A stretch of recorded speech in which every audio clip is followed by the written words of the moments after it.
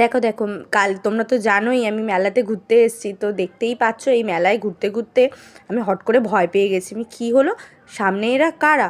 তো দেখি এই যে এনারা দাঁড়িয়ে আছেন। তো দেখে আমি বলি একটু সাইড দিয়ে গিয়ে দেখি কে এসেছে।